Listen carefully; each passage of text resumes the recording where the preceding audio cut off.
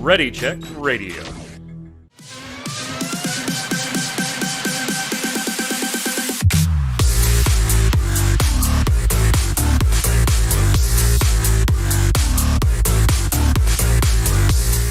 What's up, Internet? It's Thursday at 7 p.m. Eastern. Tark's actually here. That means it's time for the Relic Grind, the Final Fantasy XIV Square Enix podcast here on Ready Check Radio. I'm your host, Mike Byrne, as always. The Magic Man also, it's episode 111. Triple ones, baby. Triple one. I mean, I hear that jackpot's up to 1 billion, so go play it. Play a 1 and an 11. We'll do something like that. While we talk about Final Fantasy XIV's patch 6.45, which released this week, our Final Fantasy XVI final reviews. Yes, there will be spoilers when we get there, so, grain of salt, you are warned now. If you're sitting back, sipping your Mad Dog 2020, listening to this podcast. Your Miller High Life. Your Miller High Life. On Audible, iTunes, watching it on YouTube, whatever. We really appreciate it. Thank you so much. Give it a thumbs up, a like, a subscribe. And throw some comments of your cheap-ass college drink of choice in the comments there. And if you like what we do here, tell a friend. It's easy, fast, cheap way to support us. Also on the line, yes, he's actually here, unlike last week when we canceled the show on the spot. Mr. Chris Montoya, a.k.a. Tarkoth. What's up, sir? 3 years. I've never missed a show. Always been available. And this time, just not feeling well. And damn it. Now I feel bad. Yep. And I found out, live it down. I found out after the fact that you hadn't even finished 16, but yet you said nothing when so I send the show notes out and I'm like, I know Flynn finished. I'm going to I sent them out like Thursday and I was going to finish that night. Like I knew I was right at the end. And I'm like, all right, yeah, it's time. It's been a couple of weeks. We'll go ahead and talk spoilers. I threw the notes out and I'm like, I don't know if Tark caught up and beat it or not, but I'm sure he'll say something when I put in the notes, and I have it real big in the chat, hey, the notes have been shared with you. We will be talking about 16. There will be spoilers this time. All the caps are off. Like, if he didn't beat it, I'm sure, Flynn, he would say something. Guess who didn't say something? Again. Also on the line still there. hasn't beaten it. Also on the line there, Flynn himself, Mr. Paul Berlin. What's up, Beard? Yeah, I'm finally doing my platinum for 16 as of 3 hours ago. Yeah, Nice. Fuck that. I looked at some of those trophies and I was like, I like this game, but not enough for that. This one in particular that annoyed me more than the others. Yeah, some of them. But not for awkwardness, just annoying. for how to resolve it. But I'll talk about that in a bit. Hey, we'll get down to 16 in a minute, but this week in Final Fantasy XIV news, I thought this was really cool, and I just wanted to add it real quick. I don't know if you saw this, but there was a 69-year-old streamer, like 24 hours ago, who was, or 48 hours ago now, I think, streaming Final Fantasy XIV, kind of struggling with some more difficult, 12th Circle raid type stuff, right? Sure. And about 2.5 hours into his stream, Hironobu Sakaguchi, creator Final Fantasy himself, pops up in his chat on stream. And we know Sakaguchi has dabbled in 14, right? So, and he's a bit on the older side as well, right? And here we have a 69-year-old streamer playing Final Fantasy XIV, doing some raiding content there. So very cool to see him show up. But he says he pops into the chat. And all he says was, hey, let me try to find the exact quote. Google Translate, of course. Where is it? Oh, no, I can't find the quote. Oh, no. Oh, no. Oh, I can't find I had a translation of what he had said, and I can't find it. Do either of you guys have it? Not around. I'll have a quick nosy. Let's see here. Here we go. Let's see if it's right here. It's going to be right here. Come on. Yeah, here we go. So he says, he pops into the chat. No, this isn't it. God damn it. Oh, I don't know. I don't know where the hell the damn thing went. But anyway, he just came in and he just said, hey, it's nice to see you. Hope you're having fun. This is Sakaguchi. And like, maybe it is, maybe it isn't, like you never know if it actually is. But then a little while later, and obviously this guy was like starstruck. I would have been too, right? I would have been freaking over the moon. As if to like, hey, I want to make sure that dude knows this was legit. And it was over in Japan.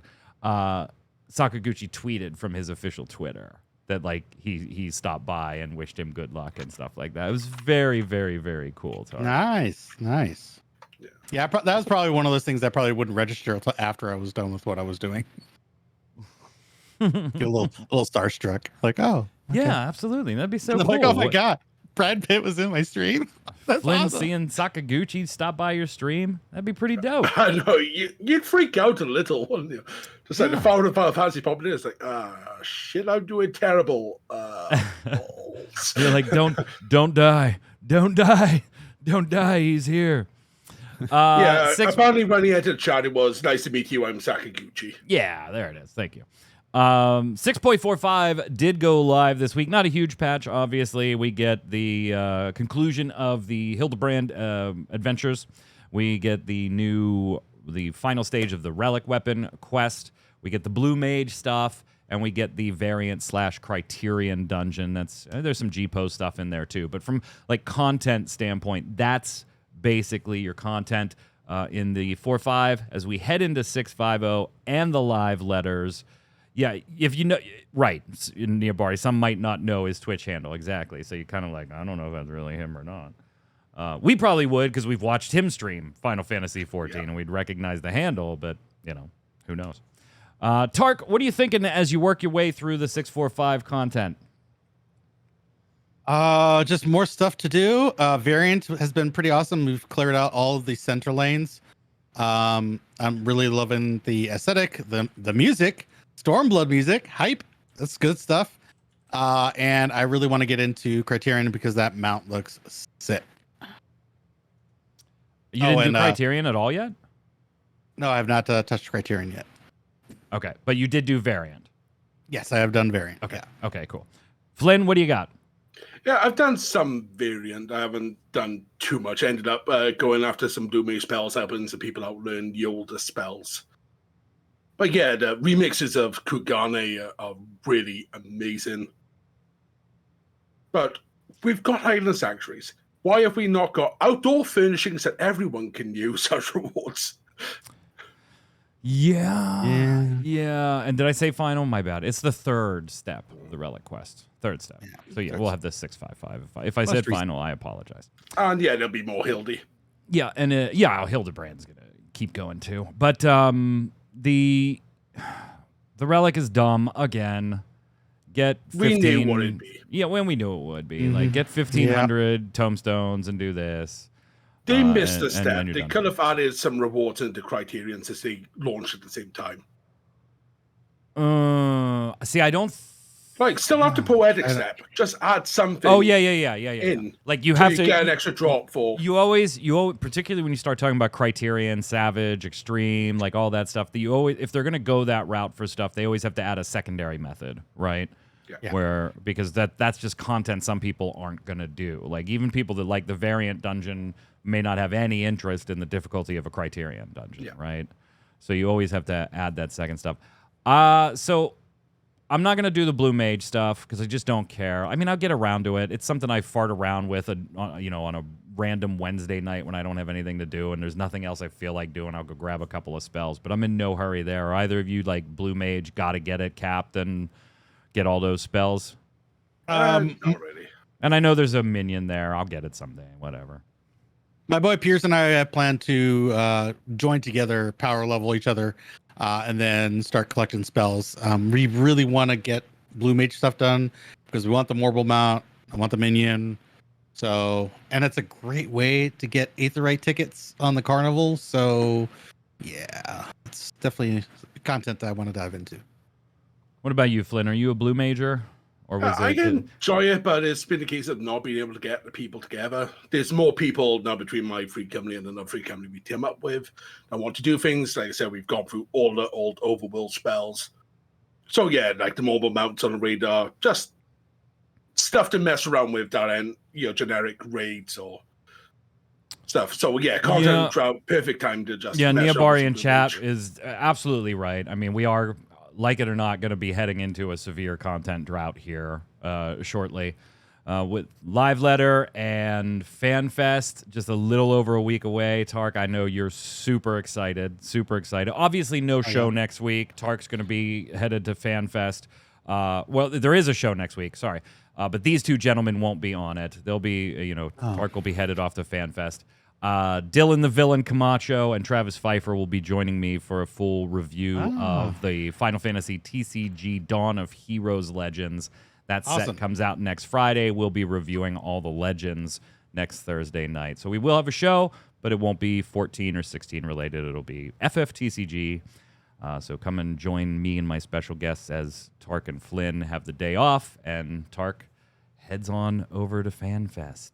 We won't be doing anything live for FanFest. No, we'll be watching the keynote and everything, and then we'll obviously regroup next Thursday, the Thursday after, and we'll go through all of it. And we're going to have a ton of information, I'm sure. It'll be a blast to go through all of it. But then, as Neobari said, looking at the other side of it, yeah, we have 6.5 and 6.5.5, but there's enhanced space between those patches, just like we have in the rest of the 6 series. And then probably a longer than usual period between 5.5 and 7.0. So maybe I'll hit the Blue Mage up then. Variant Dungeon. I like this one more than the other one. I agree. Yeah. I agree. Definitely. I like the aesthetic a lot more. I'll tell you my reason. One reason why. Go for Hancock, greater than none of them. Yeah, well, yeah. Like, character-wise, if you like the character, fine. I love the aesthetic of it. I thought the thing was beautiful. Yeah, it's the aesthetics. Definitely for me. I also think the music's great, but we already knew that was going to be because we're going back to some places where there was fantastic music. They're using trailer music as boss music. It's awesome. Yeah. But I thought it was smoother. Like there's still 12 paths to go through and stuff, but I don't know. Did they put less? Maybe it was just me. It felt like there were either less convoluted. Yeah, like there were either less trash pulls. In most of the paths, it just felt like I was moving through it a little at a better clip. It felt smoother going through there. There weren't quite as many odd, but there's still puzzles, right? Yes, there's still 12 different paths you got to go through. Extra boss, all that stuff is there. I don't know what it was though. It just felt smoother to me, Flynn. Is that my imagination? No. I think part of it's our second one. We know what to expect. Part of it, I think they also learned their lesson. But yeah, I think it definitely felt more streamlined across the board. When you say learned their lesson, in what regards? It was their first time out with the first one. Content. Yeah, well, fair, but I don't feel like they changed the formula on this at all. No. But they learned, there's maybe paths maybe a tiny bit shorter. Yeah. So there's less running to and from. It did feel like getting from A to B was smoother and faster, a bit more concise. I was very happy because first run through, I got one of the minions. So that made me very happy. There is still a minion I'm missing on the other one. I cannot get the damn thing to drop. So I was very happy the first run through here, I got one of the minions. So that was pretty cool. The boss fights, Tark, I really liked these boss fights. It's some good stuff. I've done all the paths on the middle, so I've seen all 3 bosses, including the extra bonus one. Art of the Fluff. Art of the Fluff is one of my favorite abilities in the entire game now. Art of the Fluff, the dogs. And you're like, how do you not look at the puppies? They're so cute. I know. Don't look at the puppies. Don't look at the puppies. There's another way. You just don't pull the red rope, and you won't see the puppies. But I prefer the red rope because I don't like the floor shaking flip mechanics. So I'll deal with the puppies. It's all good. But they're all really good fights. Yeah. And I haven't even seen half of them yet. Yeah, it's very Neobari saying apparently they took the good dungeon bosses and just put them in the variant dungeon. Pretty much. Yeah. Well. Pretty much. I'm digging it. I still got to do, I think, 6 more paths. I think I'm halfway done. So, or I need 7. I'm close to being halfway done. If I've I'm done not exactly 5, I halfway. think. Yeah, that's right where I am, like 5 or 6. But yeah, that pretty much does it. The mounts though are so much better in this one than the Sildan.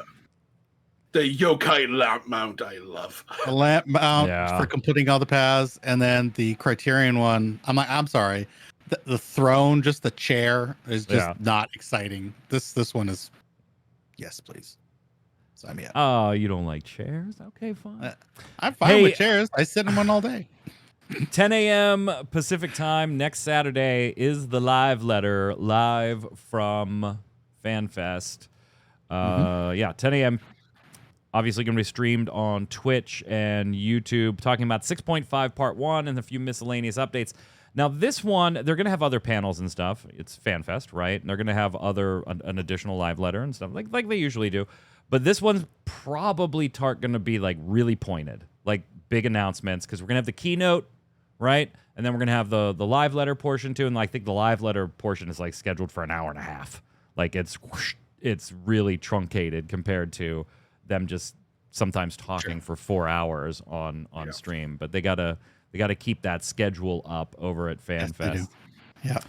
And if you're looking for the schedule of FanFest, the entire thing is up. So like I just mentioned, the keynote, 10 a.m., 11:30 to 11:30 on Friday, the 28th. That thing's an hour and a half. We should have some pretty big announcements there.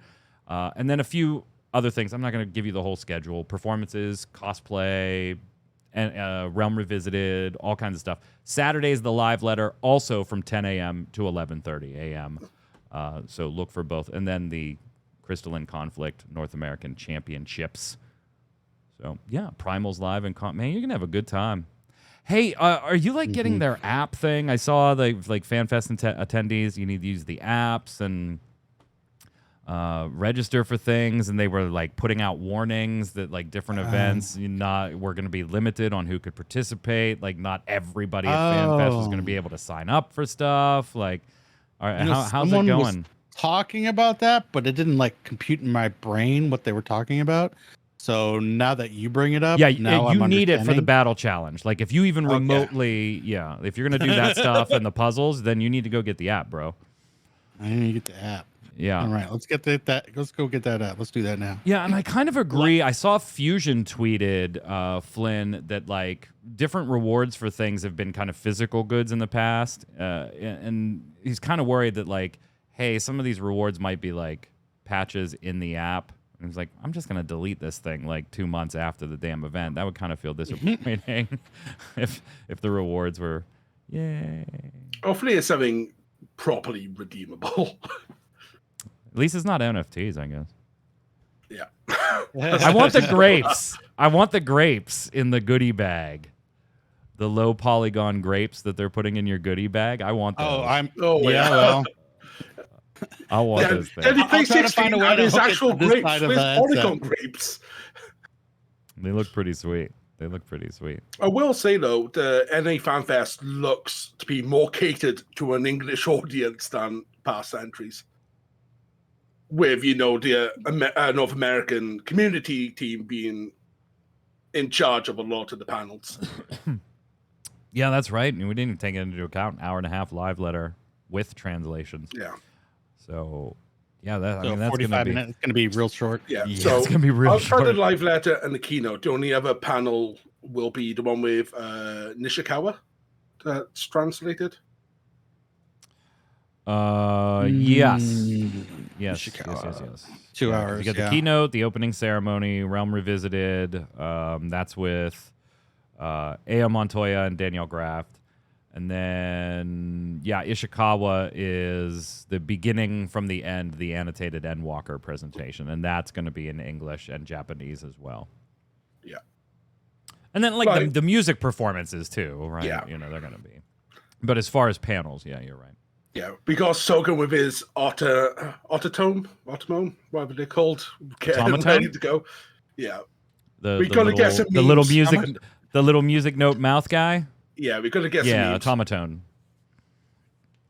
My son has one. They're pretty awesome. Hey, Kugane, speaking of it, there's no like official world record for the jump puzzle in Kugane, but you know, there's a community that tries to do that faster and faster. Well, we were going to talk about this last week, so I know this is a little older than a week, but Pint streamer, that little evil Lalafell, decided to take on the challenge of beating the world record, quote unquote world record. And he went ahead and did it. Beat it in 43.3 seconds. That's fast. That's fast. That's fast. That's fast. Good world record. That should hold for about 24 hours. Because then Ima Otakon, who previously had the record and hadn't been running it for years at this point. Yeah, what was it? 3 days after Stormblood's release? Jumped back in to the fray the very next day after seeing the world record beat and reclaimed it, shaving almost 5 seconds off and doing it in 38.74 seconds. That's just insane. At that point, that's like doing it blindfold. Like you just know the key presses. You know exactly what to press. Yeah, you got to wonder how long he's been sat on our time and just like, I'm waiting for someone to try and beat me. Then I'm just coming out and just go ahead and, well, you go. Yeah, Niabari automaton. It's a tone, not tome. Automaton. Yeah, so, I mean, it'd be cool to have the record for a day. I made a video on my personal YouTube channel years ago that was like tips and tricks for the Kugane jump puzzle. Because like the hitboxes of the beams and stuff, they could totally be abused, right? Like, I love jump puzzles in MMORPGs, like and I like the summer one. Yeah, and I like them in 14. But honestly, like the movement physics in 14 are not conducive to jump puzzles. Yeah, doing jump puzzle on this as well in 14 is a nightmare. And so I did a video. I still get comments on that video to this day. It's like 8 years old or something like that. And it's like, oh my God, thank you so much. This corner helped. And I'm like, I still reply to it. I don't post anything on my personal YouTube. It's all over here on Ready Check Radio now, or on MMO Bomb. But yeah, still people doing the Kugane jump puzzle. Good times. Mog stock.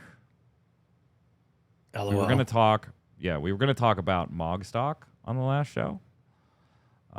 If you were one of the runners of the Mogstock musical celebration in Final Fantasy XIV, blame Tark for us not being able to talk about it before the event actually happened. We hope it went well. Tark, what do you have to say to the community for Mogstock 2023? You know, I apologize for my ailment that we couldn't promote it in the proper way. I hope you will forgive me, and we'll try to do better if you hold this event again in the future. All right, that'll do. That'll do. I think they'll be okay. If any of you are the Mogstock coordinators, we sincerely apologize. You were in our show notes last week.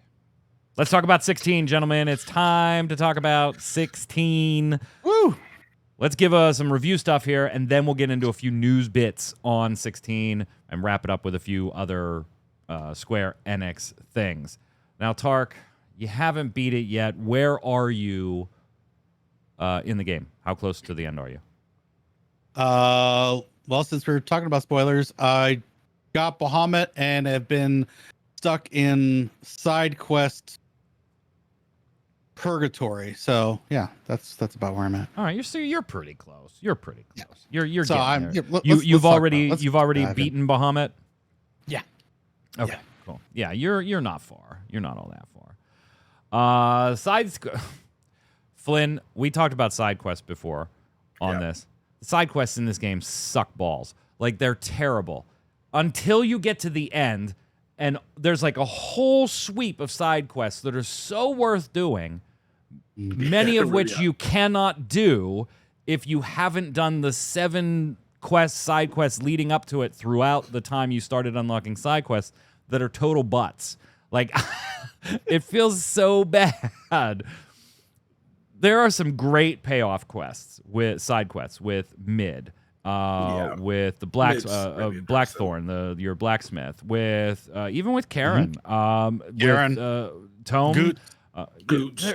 there are so many good caps at the end with the side quests. But man, getting there is freaking brutal. Some of them are just so bad because of the eras that you're jumping to, and they're linking, so you're gating those. It feels bad if you decided, oh, this is just awful, I'm gonna skip by it. They flesh out so much though.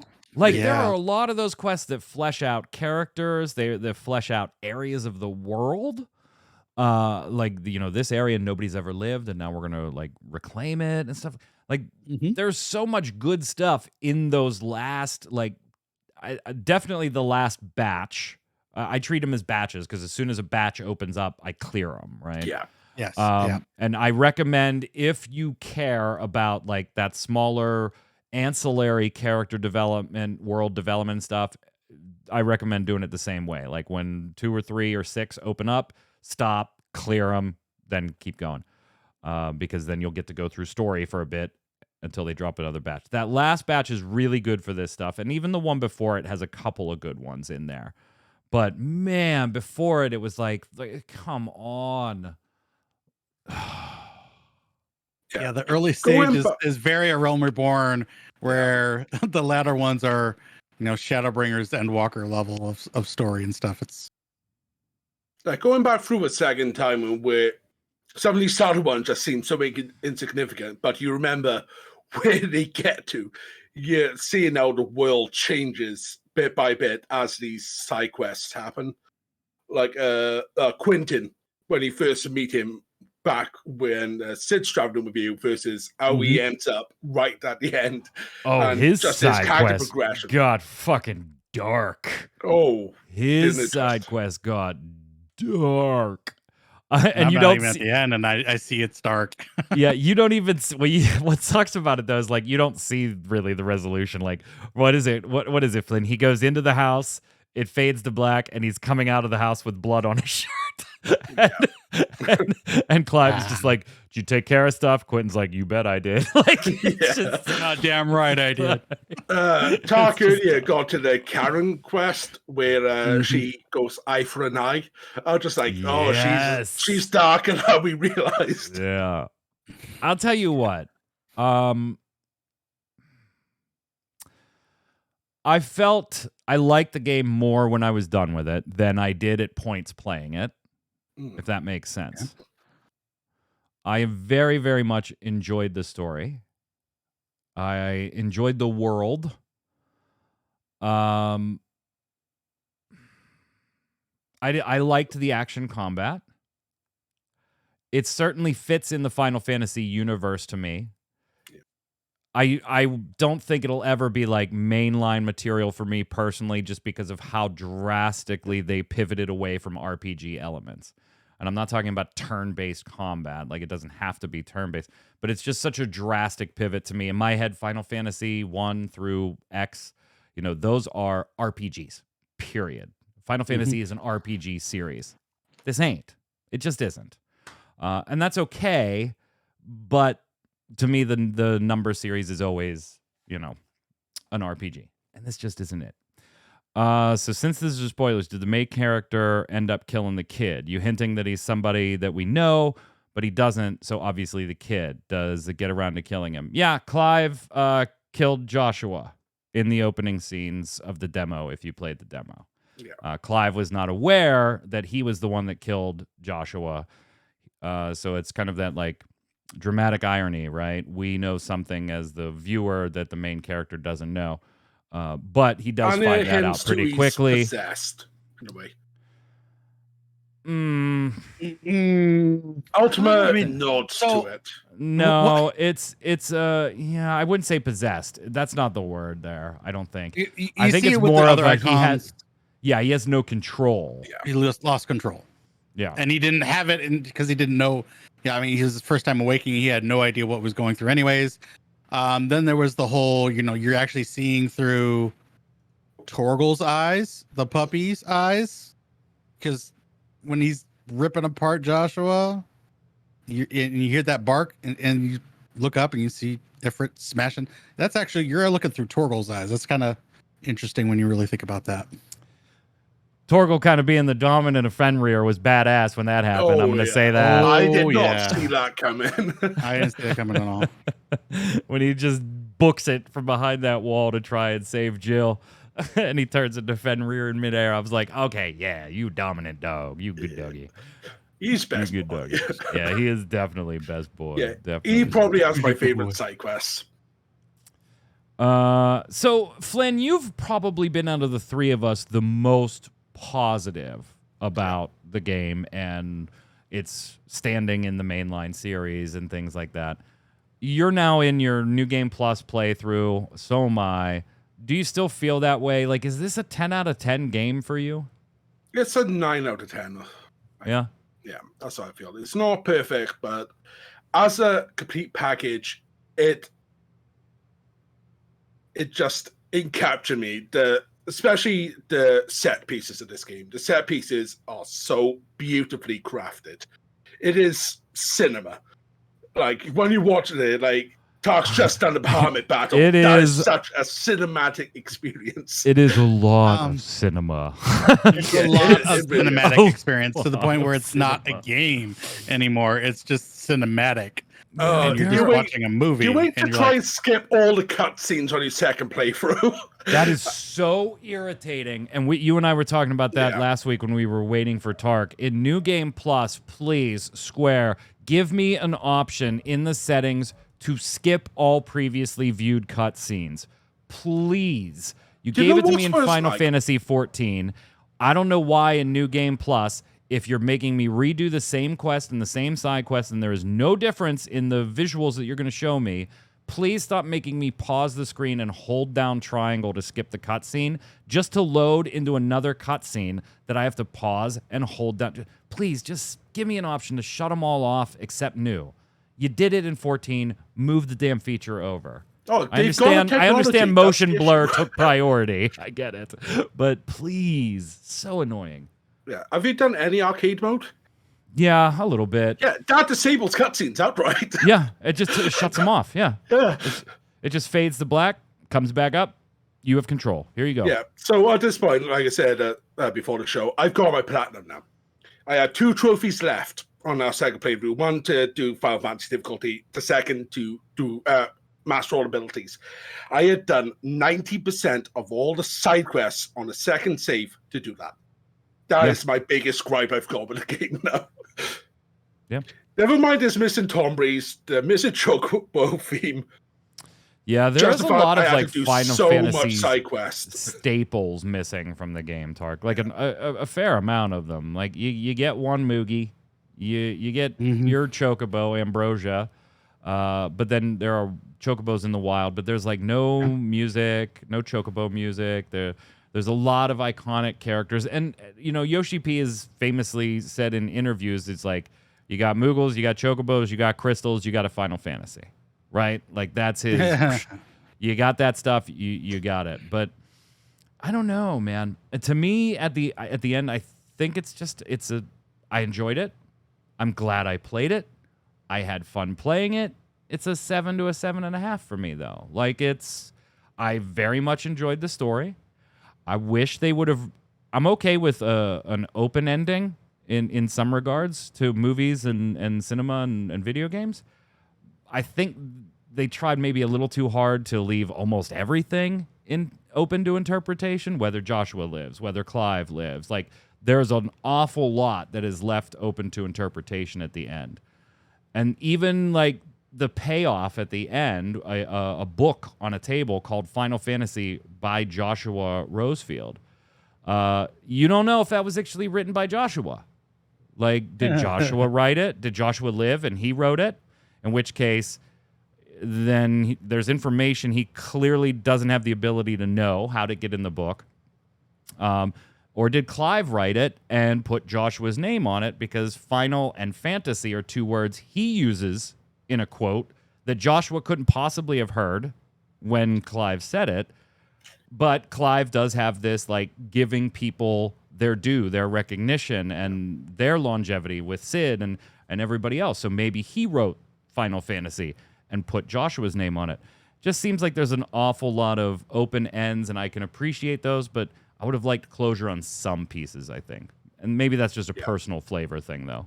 No, I get that. You tie this. You tie this with the statements that Yoshipi's like, no, this is supposed to be a beginning to end, a fully contained story, but now we're getting, the inklings of DLC. Maybe we can talk about it in the future. Well, see, but that's the thing, though. Like, they weren't originally. Remember, Yoshi said that. Like, we don't want to do DLC. Like, we don't want to do a King's Glaive. We don't want to do Final Fantasy XV DLC. We are finding and hearing now that they are open to it now. So things have clearly changed there. But it seems like one of the things that they would like to do with DLC isn't necessarily, Flynn, continuing the story. It's giving pieces of the story from different character perspectives so that you can go and see what Sid, the original Sid, was doing at a certain time in this storyline, or go see what Jill was doing at a certain time in the storyline. So I don't even think, maybe I'm wrong, I don't even think their intent with DLC is going to be to continue this story. No, I don't think it's going to be to show other aspects of it.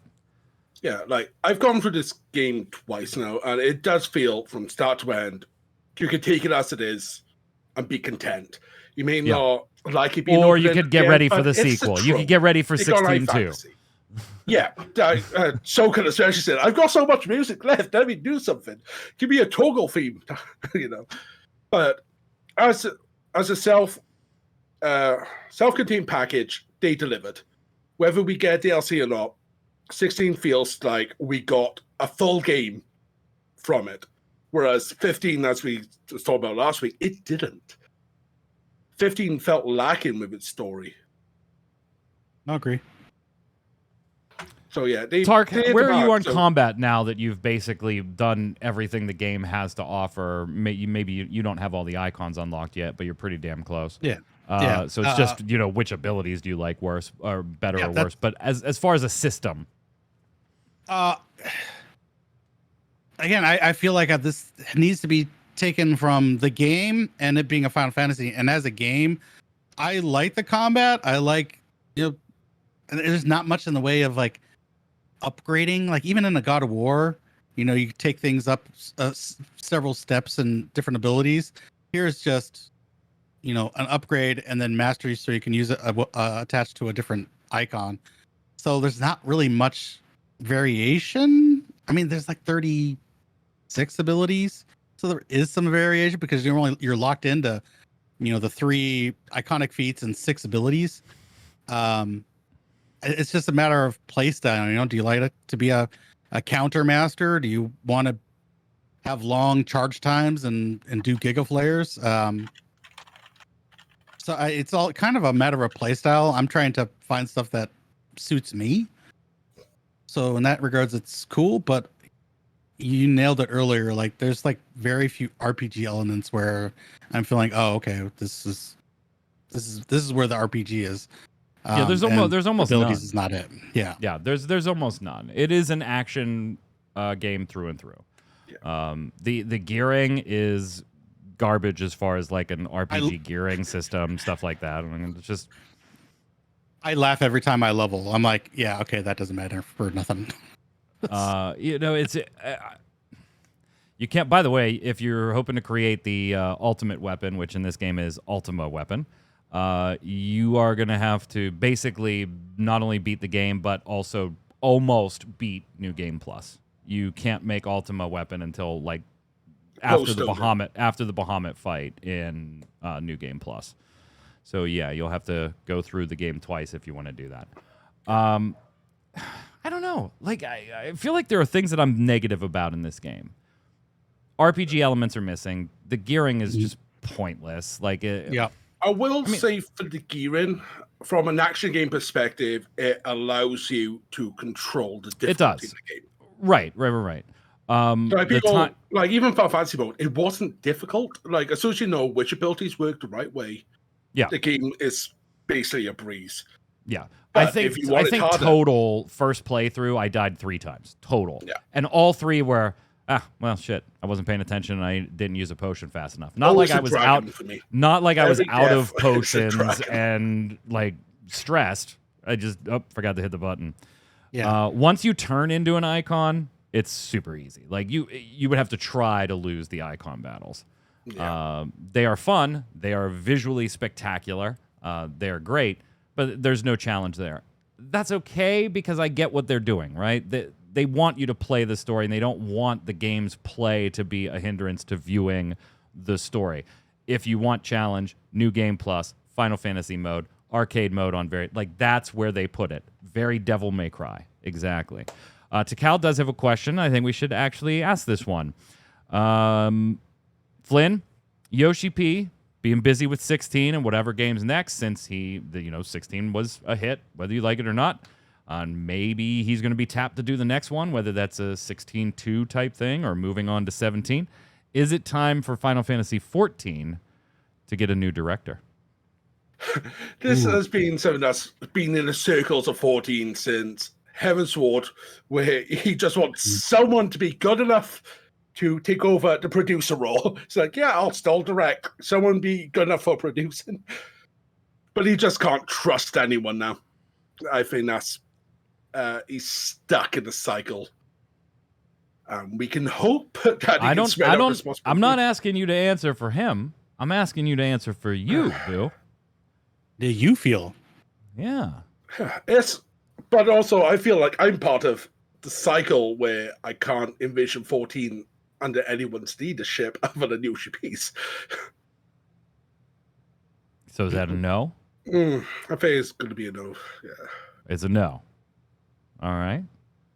Tark, same question. So yeah, Flynn, I'm sorry. You seem to be more like harboring like, the feelings of, fanboyism, where I'm like, 14's been kind of in. I love the game. I love the content that we get. It's kind of been in a rut. Like everything's been very cookie cutter, very formulaic. I think we need a new, either it's producer or director, to maybe give us something different. Put a different spin on 14. Maybe bring someone that has ideas for bringing the world to life. Because once we're done with the zones and the quests, more often than not, we're done with the zones and no one ever visits them again. So there's a lot of space in 14, and I just think it's not properly being used. And we could use a little bit of change in leadership, maybe just a different vision. So I'm going to say I don't necessarily personally feel that it needs a change, but I will say I personally would like him to pick one. Pick one. Yeah. Take 14 or move on and take the other stuff, right? Whether that's a sequel to 16 or a new mainline or whatever project he wants to work on. He's, by God, the dude's earned the opportunity to do whatever the hell he wants, Yep, right? Absolutely. Whether you like him or not really doesn't matter. He is, from a company standpoint, he's the money man. You go do whatever project you want. But I do think, as much as there was the, hey, yeah, it's business creative unit or business creative business unit 3 doing both of these games. No, they're different teams. It's not going to take resources. We're going to be fine. We're going to be fine. Yeah, I don't think that's entirely 100% true. I didn't when it was said. I don't now that I'm seeing the progression of 16 and stuff. Because one of the points that you just mentioned, Tark, was like, they were in 14 doing stuff like that, where there was reasons for experienced players to go back to other zones.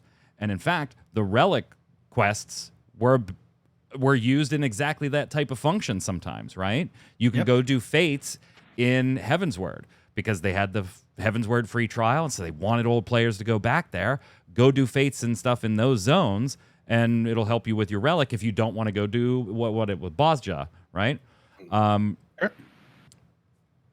This Relic line so far has been 1500, 1500, 1500. Yep. So pick one, I think. I'm not necessarily opposed to Yoshi P staying as producer director of 14. I'm not opposed to him going and doing other Final Fantasy or Dragon Quest projects, whatever he wants to do. But I don't think realistically that this is sustainable with a division like this. Yeah, he may not have done everything for both titles, and he's certainly just one person on both titles. We're talking about two massive groups under the same business unit. But, you know, we'll see. I agree with you. Final review, Tark, for 16. Even though you're not quite done yet, you got to give it a 1 to 10 because this is the last time we're going to go through this until they do DLC or whatever. I will give it, for the game that it is, I'll give it a 9. I think the combat is a hell of a lot of fun. I love burst windows. The whole Sagar bar mechanic I've loved since 13, so sign me up for that. That's good. There's just no RPG elements. The big cinematic stuff is a sight to behold. Some of it gets a little freaking out of this world, literally out of this world crazy. Merging and in space and just like I was like, is this Dragon Ball? Are we like Goku and Gohan merging together? Yes. Power level 20 million. Let's go. Like, yes, that's exactly what happened. So I'll give it a 9. I think it's an awesome, fun game. I just don't think it's a Final Fantasy. If they come out with DLC, I might not even get it. So, Flynn. Yeah, I said it's on 9 out of 10. The set pieces are amazing. The way they did the crystal story is quite unique for a Final Fantasy. That was something I really love as well. The combat is the combat. Once you understand the system and know how it's broken easy, so you don't take damage virtually ever, it becomes a bit simple. But yeah, I'm all for it. Really? You thought the crystal thing was unique? The fact that we're destroying the crystals rather than gathering? Didn't we do the same thing in Stormblood? Did we? Didn't we have like a similar got to get rid of these crystals type storyline? Or am I misremembering the expansion? I don't remember that. No, see, now I'm going to go look. I mean, there was Evilise and the Aura site. Yeah, maybe that's what I was thinking. I don't know. I got to give it I think it's a 7.5 creeping on an 8 for me. Creeping on an 8. It's a good action game. Yes. It's a great story. Visually, audio, presentation, glorious. There are faults in the side quest system, the gearing system, the world exploration, I'd even say the hunts. Frame rate. Like the frame rate. There are flaws if you are looking for RPG elements. There just are. As far as being an action game in the vein of Devil May Cry, it doesn't tread new ground either. I'm hesitant to give it a 9 or a 10 because, yeah, it's a good action game with a good story and great visuals and audio, and it's fun to play and mess around with the combat system for a little while. But it doesn't tread any new ground as far as the action game, and it certainly doesn't tread any new ground as an RPG. So I think it's just a solid game. Have some fun with it. 7.5 to an 8. I have no desire to finish New Game Plus. I have no desire to try and platinum this thing. Yeah, I got what I wanted out of it. I enjoyed the story. 45-ish hours doing all the hunts and everything. So I finished everything there was to finish without platinuming it or New Game Plusing it. And I just don't care about arcade mode. I played this exactly the same way I've played Devil May Cry. Some people spend days and months in those arcade modes and difficulty things. That's not for me. Enjoyed the story. Moving on to the next game. That's fair. on Quickly before we move over. Yeah, go for 16. It. Go for it. During the initial live event they did before the game launched, they had mentioned that they had Platinum Games work on something in this game, at least the body of, as well as the Kingdom Hearts team. Do you guys think you know where those moments were? I honestly have not been There's a couple of bits that scream Kingdom Hearts, like Ramu's icon ability and the Titan Lost fight. And I think for Platinum Games, I'm thinking the Phoenix stuff because it's semi-bullet hell-esque. Maybe. I mean, that's very Panzer Dragoon. That's not necessarily Platinum Games. Neobari's kind of like on my side there. 8.5, great combat. Story could have been a bit tighter. World building's outstanding. Side quest. Oh, Baron asked a good question. Did you get your money worth, Flynn? I mean, for Flynn, it was After 150 hours, 100% yes. Yeah. Tark, if you had beaten it right now, would you have gotten your money's worth? With the $9,000 collector's edition that I spent, it's a yes. I've enjoyed my time with the game, so yeah, I've gotten my money's worth. Whether that's full $70 or if someone pays $40, I think I've enjoyed my time with it, and I'm excited to finish it. So yeah, I got I'm happy with my time. the whatever it was, like the $90 physical deluxe thing. Yeah, I would say yes too. Like unequivocally, very quickly, yes.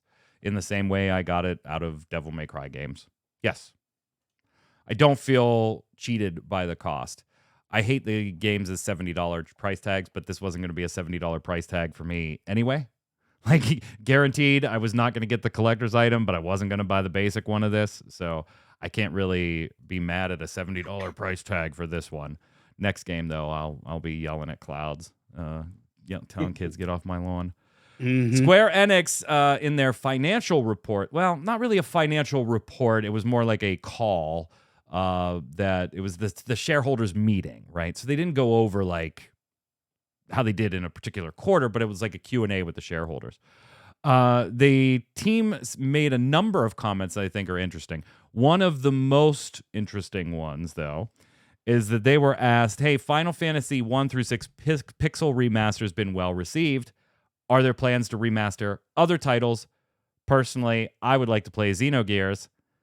And the board replied, we'll refrain from sharing information about new titles, but we are considering various ideas within the company and hope that you will look forward to forthcoming announcements. Then they said, hey, the company's had longer gaps between releases than its peers do. And again, the reply was, I'll refrain from speaking in specifics, but I will say that we believe the strengthening of our internal development organization will be of benefit as the difficulty of developing major titles is becoming extremely high, which also has implications for development lead times. We hope that this reinforcement of our organization will promote the development not only of major titles, but of new IPs under the new management team. So we could, Tark, be looking at remasters of other Square games thanks to Pixel remasters, which is exactly what we had said would probably happen years ago when they announced Pixel remasters. If you want remasters, you have to buy this. You have to show us that you appreciate this before we do this into more stuff, yeah. On the subject of Xenogears, I would love that. I just think the second disc is problematic for that, though. Just knowing its history and the development on that. And that the second disc is pretty much not even playing a game. It's just storybook. So, yeah, give us more remasters. I'm still waiting for a physical edition of Pixel Remaster for 1 through 6. Can we make that happen at some point? That'd be nice. If they're going just all digital, like I don't know how excited I can be on these. Like I need to have physical copies. I want to hold on to these things in perpetuity. And Flynn, what are you looking forward to? You want Xenogears or is something else a little higher on the list for the Flynn dog? I'd like to see, as to counterpart, some of the other PS1 stuff, like Final Fantasy so the Final Fantasy IX remaster. That's totally really a thing, not really a thing, remake. But totally a thing. Yeah. But Parasite Eve as well. There's no one of the old ones. Doubt, man. Parasite Eve, hell yeah. Yeah, there's Square Enix games. If I sold a list, I'd be like, that one especially is just, coming up 1 o'clock in the morning is trying to remember every game. But yeah, Tactics and Parasite Eve. Dragon Quest has sold over 88 million copies as a franchise. Cool. Over 88 million copies. Final Fantasy also passing a milestone recently, 180 million units across its franchise as well. Both super impressive numbers. Yes. Final Fantasy gets slapped on everything, so Mm-hmm. Mm-hmm. I will say this, though.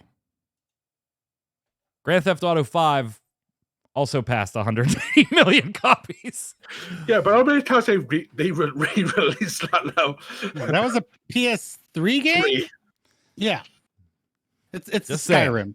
It's Just Skyrim. It is. In the period that GTA 5 came out to now, we had, GTA 3, Vice City, San Andreas, the stories games. There was a little bit of a fight online before we slide over about, Neobari I saw earlier, I think, said in chat something about, for the hours that they got out of it, yes, the price was worth it. But if they had to buy a PlayStation 5 to play it, then no, obviously they didn't feel that the game is worth that. And that's always been a big debate, right, about the PS5 exclusivity of Final Fantasy XVI, even if it just ends up being a timed exclusive. It is an exclusive. And so they send out that tweet we talked about on the show. They sold, 3 million copies in that first week and everywhere. Now, some reporting by Bloomberg started digging into sales numbers and saying, hey, 16's actually selling pretty weak. Particularly looking at Japan, right? Because that was a big number we talked about 2 weeks ago, was the sell-through rate in Japan was extremely high. They had like almost 340,000 units in that first week. Second week, and this is all excluding download sales, 37,000 units. 37, almost a 90% drop-off from week 1 to week 2. If you go back and look at Final Fantasy VII Remake, that's actually pretty consistent. Also with Final Fantasy 15. 700,000 units, 70, roughly, for that one. So it kind of sparked a debate here. Some say, from Takahashi Mochizuki on Twitter, saying, some say 16's weak sales are due to elements out of Square Enix's control. No, it wasn't. It was Square Enix that decided to launch the game on PlayStation 5 only on June 22nd at $69.99. Nobody else. And then does a comparison of week 1 to week 2 drop-offs. So while the drop-off was the same, Tark, 90%-ish, 85 to 90%-ish in Japan week 1 to week 2, the comparison here is 16 half the units in Japan on week 1, basically, as Final Fantasy VII Remake and Final Fantasy 15. 15 in particular, mainline series title, being available on multi-platforms. Does exclusivity hurt Final Fantasy in the long run?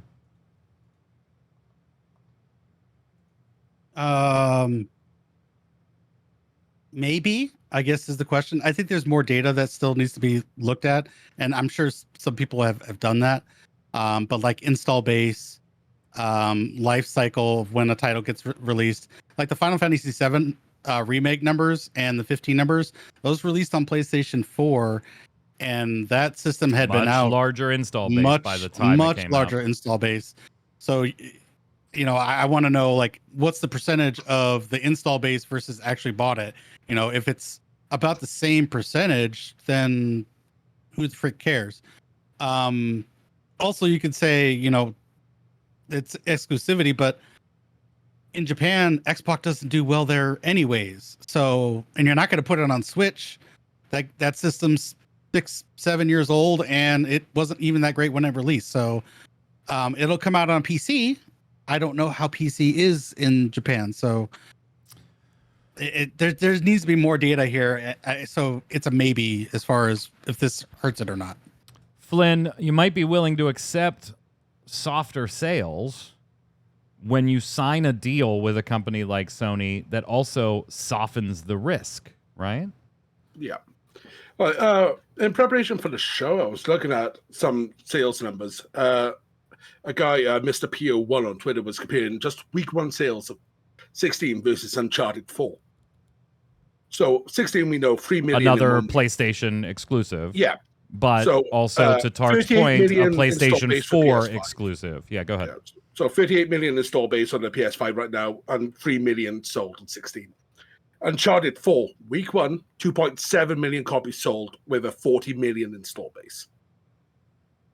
So a big install base and sold less than 16. But yeah, this is back in 2016. So that's 700,000 from 15.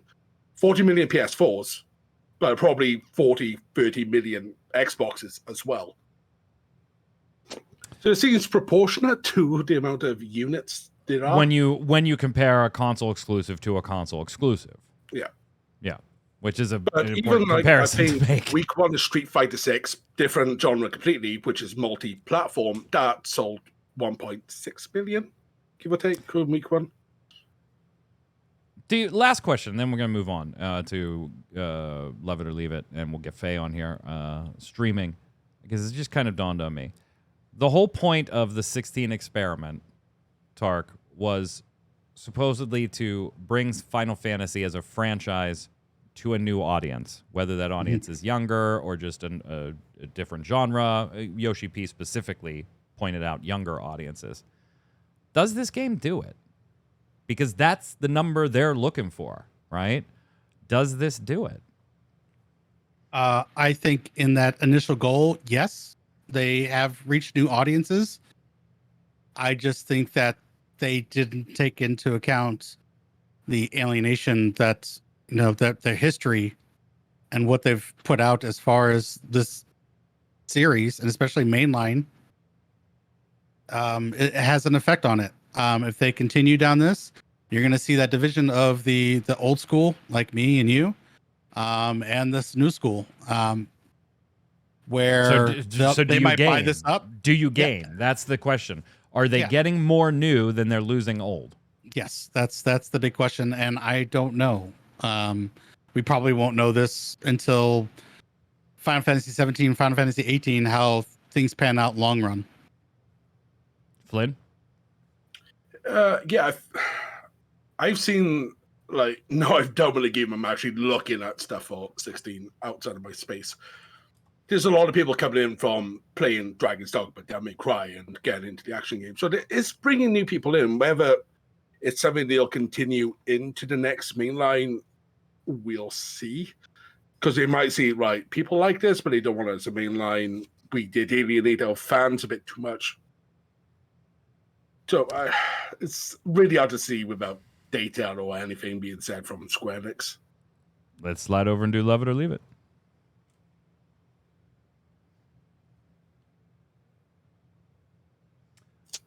Love It or Leave It is the way we end every episode of the Relic Grind. Here it's where I give you something Square Enix related. Could be a game, a feature in a game, a press release, or even something tangentially related, and you tell me whether you love it, want more of it, leave it, never see it again. Tark, I want to know, do you love it or leave it, the idea of Final Fantasy XVI DLC? Leave it. I'm kind of feeling like you. Once I'm done with the game, I don't care to replay it. I don't need to go back to it. If it's that high, it's like why I don't love it. So yeah, leave it. I don't really care for more. Flint? I'll love it. If there's a chance to show more of the world, I'm done for it. I think I'm done with it too. Yeah, I'm gonna leave it. Next up, don't go anywhere, chat. We got Faye Death. She's back. What's up, Faye? Okay, what up? How's it going? What you doing? We're gonna play some more Pokemon if I can get VLC to cooperate. Oh, all right. You down with? Have you been playing 16 at all? I haven't. I need to pick it up. It's on my list. I'm interested. No worries. Because it's been a while since I picked up a Final Fantasy game, but hey, this one's a little different. I don't know if you know. Yeah, don't worry. Yeah, This is enough Final Fantasy I've game. heard, but it sounds different in some good ways that I might like. Hey, maybe that's the game that like gets me into that style of game. I don't know. Maybe. It's worth a That's shot. what, But that's Yoshi what P was Square's hoping. Yeah. Exactly. They could get That- me. They know how to. That's going to do it here for us on the Relic Grind. We'll see you next week, or at least I will, with some Final Fantasy TCG Legends review. Tark will be headed to FanFest there. Flynn, you can have the week off. Where can everybody find you, Mr. Flynn? You'll find me over on Within Crisis, doing some streams. Some of my raid members are away, so I'm back to Persona 3 next week. Maybe some more Caves of Cud. Sounds good. Tark? Twitch, Twitter, YouTube, all at Tarkoth Gaming, playing Final Fantasy XIV and finishing 16. And you can catch me here on Red Check Radio Saturday nights.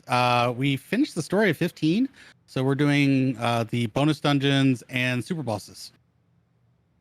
I'm Mike Byrne. You can follow me right there at Magic Man 1, but more importantly, follow at RC Radio, RADEO, and you'll know anytime we're going live with a podcast, playing Final Fantasy TCG, gaming, or just hanging out, and you're welcome to join us. Until next time, stay safe. We'll see you on the servers.